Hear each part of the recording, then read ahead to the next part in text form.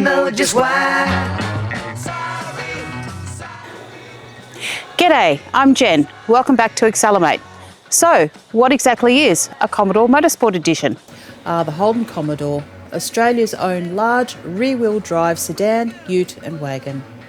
If you're from the UK, you may have seen Vauxhall badged versions of this car, while the USA stuck Pontiac G8 badges on the VE and Chevrolet SS ones on the VF.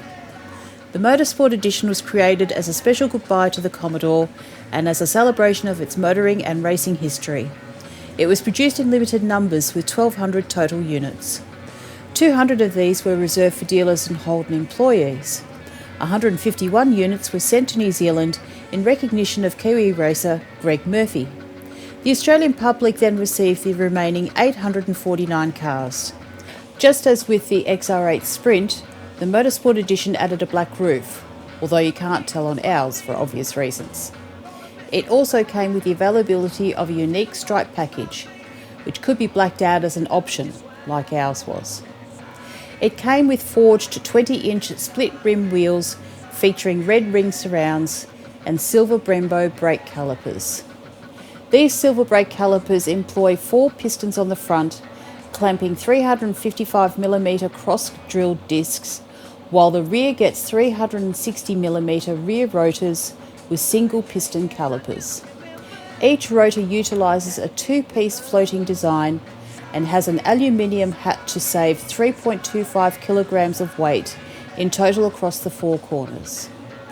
The Motorsport Edition was subject to General Motors Level 3 track capability compliance. Along with the brake design, this means it was fitted with an additional engine oil cooler, an intake radiator water-to-oil cooler on manual models, and an extra auto transmission cooler on autos.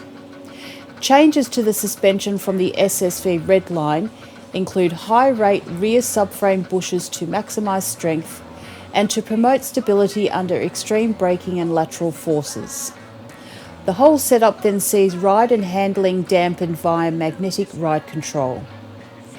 The exhaust gets a bypass control valve system, while the rear diff has torque vectoring in certain modes.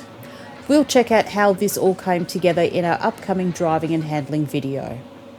On the inside, the Motorsport Edition had an embroidered dash trim that said Motorsport on it, as well as a dial to adjust the aforementioned magnetic ride control, and front seats that were previously only fitted to the export market Chevrolet SS.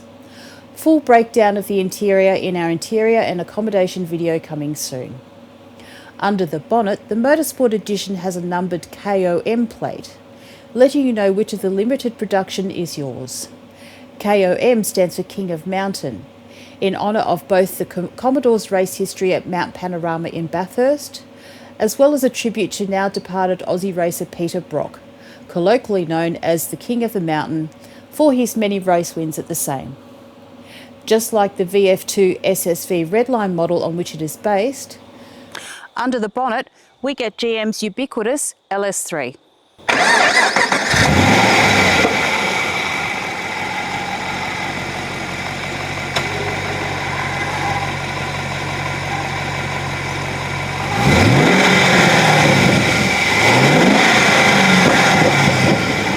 This puts out 304 kilowatts of power and 570 newton meters of torque in this application. So, that's the Commodore Motorsport Edition. Join us next time when we test its acceleration against the XR8 Sprint. See you then.